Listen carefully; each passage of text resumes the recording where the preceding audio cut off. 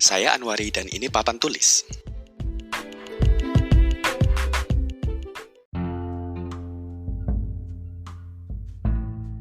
Kita sering mendengar struktur dari sistem pendidikan publik yang ada saat ini sudah usang. Dan saya pikir sebagian besar di antara kita setuju akan hal ini. Dibangun berdasarkan keadaan selama zaman industri awal, the assembly line system atau sistem jalur perakitan yang kita kenal, dan mempengaruhi sistem pendidikan publik yang kita praktekkan sekarang. Seringkali kita kaitkan lemahnya relevansi sistem sekolah dengan apa yang sebenarnya perlu diketahui oleh anak-anak untuk berkembang jika dilihat dari kondisi dan perubahan yang ada sekarang.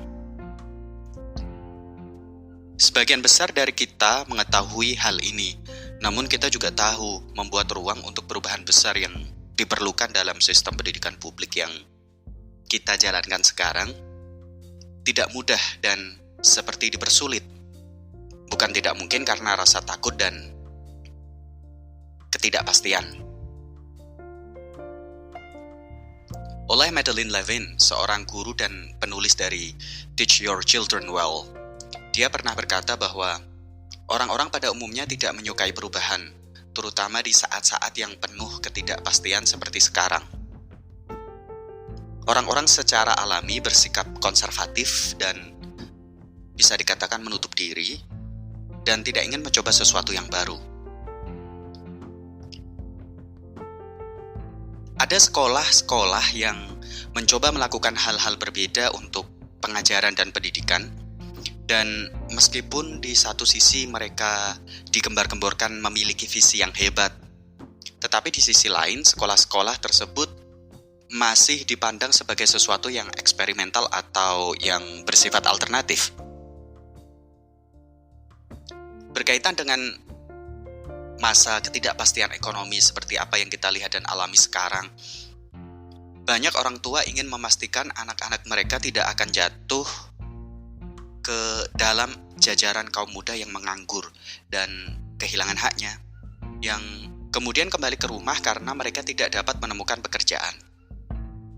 Kalau mengutip dari kata Levin, ada begitu banyak kegelisahan di bidang ekonomi dan para orang tua berpikir apa yang bisa saya lakukan untuk memastikan bahwa anak saya bukan salah satu dari pengangguran. Namun disitulah letak paradoksnya. Tepatnya selama masa-masa yang tidak pasti ini, ketika kita seharusnya bersedia untuk mencoba hal-hal baru, menjadi lebih terbuka, lebih mengeksplor rasa ingin tahu kita dan lebih berani mencoba, itu kata Levin. Di bidang pendidikan ada banyak model baru pembelajaran dan sekolah yang mencoba melihat pentingnya hal-hal tersebut. Tetapi gerakan progresif dalam pengajaran dan pendidikan publik belum mendapatkan banyak ruang dan momentum, atau mungkin dibatasi dengan adanya resistensi malas untuk berubah tadi. Seperti banyak yang terjadi di area akademik, ada pemisah yang sangat besar antara apa yang diketahui dan apa yang dilakukan di dalam praktek.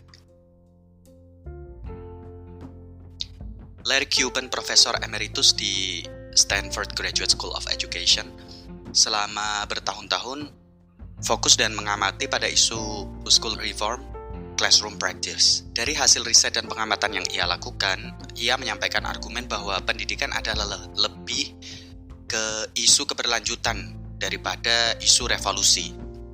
Yang ia maksud adalah ada 3 level dalam sistem pendidikan yang seharusnya terjadi interaksi keberlanjutan di antara 3 level tersebut untuk mendukung pembelajaran di sekolah.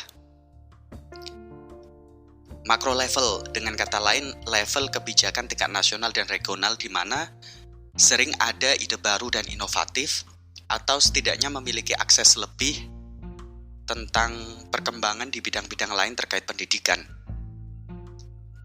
Dari makro level kemudian disaring ke bawah menuju meso level, pengawas sekolah, pembina sekolah, dan pemilik kebijakan di unit sekolah.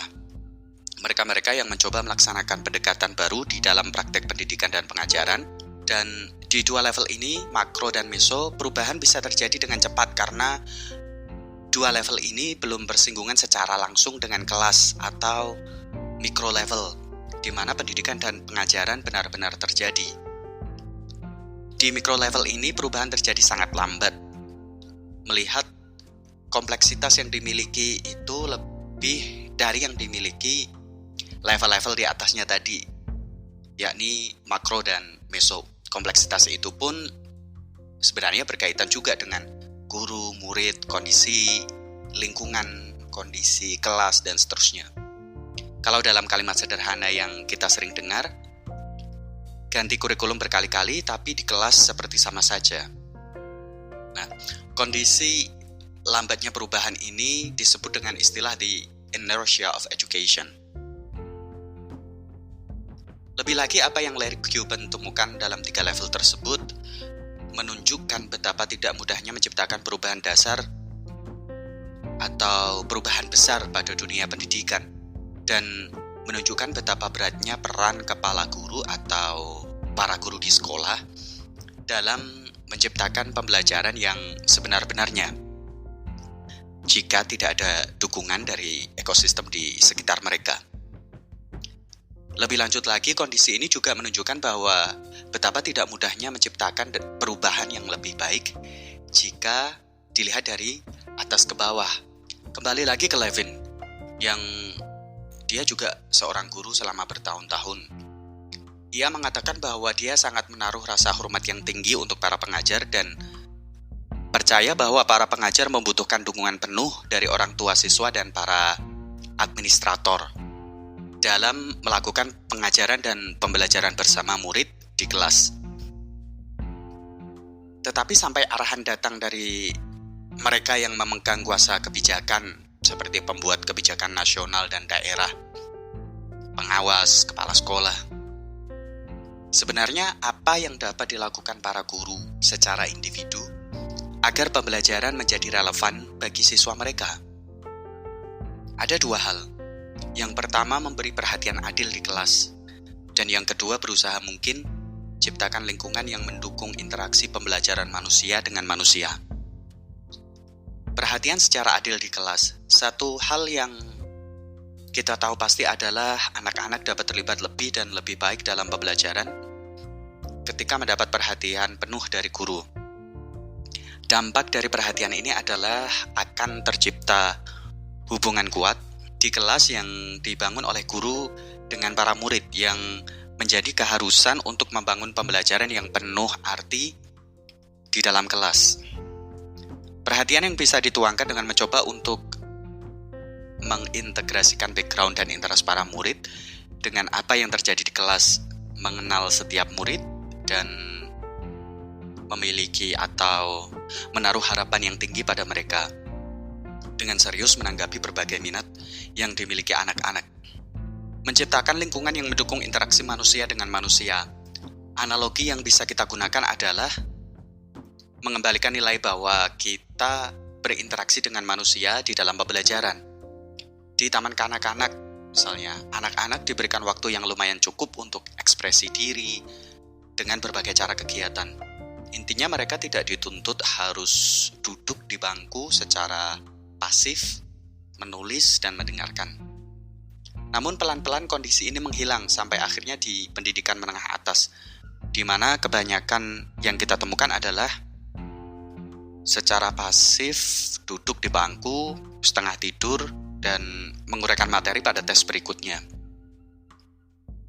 Saya tidak mengatakan bahwa kita harus buat SMA seperti taman kanak-kanak, tetapi yang kita perlu lihat adalah memberi kesempatan bagi siswa untuk bisa aktif berkolaborasi dalam pembelajaran yang mereka ikuti, sesuai dengan background dan interest mereka. Beri waktu istirahat yang dibutuhkan siswa untuk eksplorasi, kolaborasi, dan kontemplasi. Waktu-waktu di mana mereka bisa menyapa teman, bekerja sama dalam kebaikan, menyusun dan memproses terkait materi ajar di kelas, menyusun kembali dan menghubungkan dengan keadaan yang mereka hadapi. Hal-hal ini yang sebenarnya sulit terjadi ketika kita hanya banyak membungkuk duduk di bangku kelas. Beri waktu untuk ekspresi diri lewat seni yang bukan lagi sebagai unsur tambahan dalam pembelajaran. Dan kita sudah berbicara sedikit mengapa seni sama pentingnya dengan mata pelajaran di episode 1. Seni yang diintegrasikan ke dalam kurikulum bukan sebagai tambahan, tetapi sebagai bagian utama dari pembelajaran untuk mengembangkan kreativitas dan pemikiran yang fleksibel dan berbeda. Kembali lagi ke isu tentang kita yang mengoperasikan sistem pendidikan publik dengan cara pandang yang mungkin berusia 200 tahun, di mana dunia membutuhkan keahlian yang sama sekali berbeda dengan sekarang. Serta ditambah lagi dengan isu kebutuhan keahlian abad 21, atau yang sering kita dengar oleh beberapa pemilik usaha mengatakan, kesempatan pekerjaan ada di sana, tetapi anak-anak yang melamar pekerjaan tidak memiliki keterampilan yang mereka butuhkan.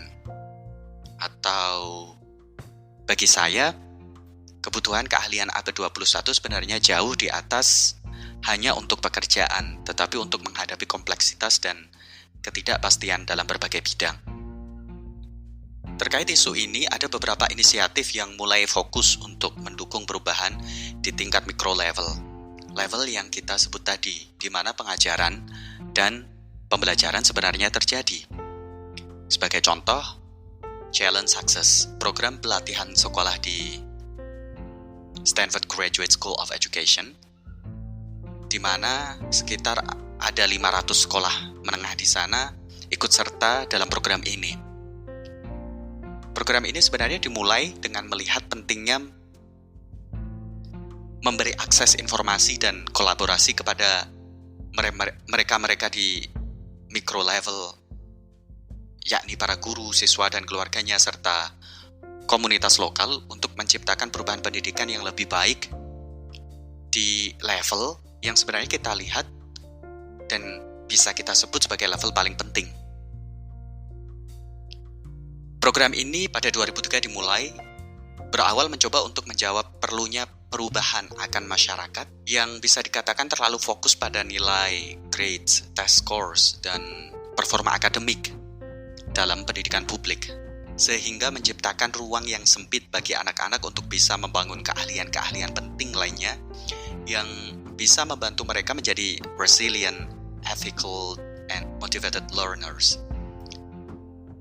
Menulis kembali narasi bahwa sukses di pendidikan dilihat secara menyeluruh dari proses, bahkan over the course of a lifetime, bukan hanya dilihat di akhir tiap semester.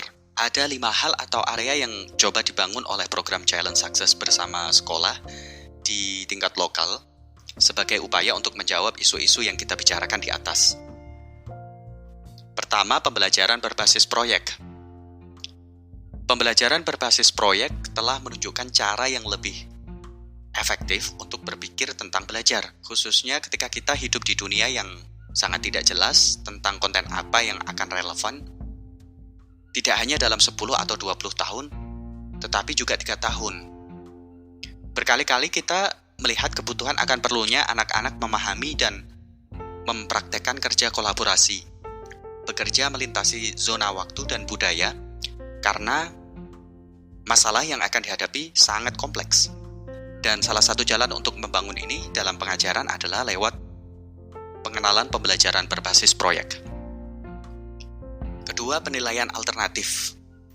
Kita tidak memiliki kesempatan untuk menunjukkan apa yang kita ketahui di sekolah, karena tes standar yang digunakan apa yang diketahui oleh beberapa anak, tetapi tidak bagi sebagian besar anak-anak yang tidak dapat menunjukkan apa yang mereka ketahui melalui tes standar.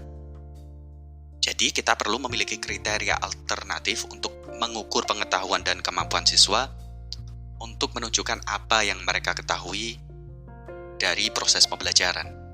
Ketiga, penjadwalan. Penelitian neuroscience tentang tidur semakin menarik, terutama keterkaitan antara tidur dengan depresi. Kita selalu berpikir kelelahan menyebabkan depresi, tetapi sekarang kelihatannya lebih seperti kurang tidur menyebabkan depresi. Dan itu sesuatu yang dipandang serius oleh beberapa ahli di bidang neuroscience. Anak-anak membutuhkan tidur setidaknya 9 jam dan jika sekolah selaras dengan perkembangan remaja, harusnya dimulai pukul 10 pagi, terutama ketika anak-anak memasuki masa remaja. Itu yang coba dilihat oleh program Challenge Success. Dan juga guru perlu mengkoordinasikan ujian mereka satu sama lain untuk memastikan bahwa siswa tidak mengambil beberapa tes pada hari yang sama. Hal yang ketiga adalah membangun iklim peduli. Penelitian menunjukkan bahwa anak-anak memiliki performa lebih baik di kelas-kelas di mana guru mengetahui nama mereka dan menyapa mereka, dan ketika mereka memiliki penasehat atau advisor di sekolah. Pada saat anak-anak mencapai sekolah menengah, mereka mulai membutuhkan seseorang yang bukan dari keluarga mereka atau orang tua mereka untuk menguji ide-ide, untuk mengatasi masalah, teman ngobrol. Yang kelima adalah pendidikan orang tua. Jadi orang tua sering kesulitan dan merasa bingung dengan cara mengelola waktu anak-anak mereka. Anak-anak membutuhkan waktu bermain, waktu istirahat, dan waktu keluarga. Tetapi intinya orang tua juga perlu memahami betul perkembangan anak agar tidak merampok masa perkembangan dengan terlalu banyak tuntutan dan kontrol tanpa membangun komunikasi dengan mereka, sehingga mendorong anak-anak keluar dari zona perkembangan mereka dalam belajar. Dari apa yang disebutkan Larry Cuban, seberapa sulitnya untuk membawa perubahan dalam pendidikan dari atas ke bawah dengan segala kompleksnya kondisi lapangan sekolah, para murid dan keluarga, serta komunitas sekitar sekolah, menunjukkan bahwa kita perlu benar-benar mendukung inovasi pembelajaran di tingkat yang paling dasar, yaitu di kelas dan sekolah. Apa yang dilakukan oleh Challenge Success yang dapat kita pelajari di sini adalah teori dan penelitian tentang inovasi pendidikan dan pengajaran disalurkan secara langsung untuk para guru dan keluarga murid. Memberikan kesempatan bagi para pengajar untuk membangun keahlian profesional mereka,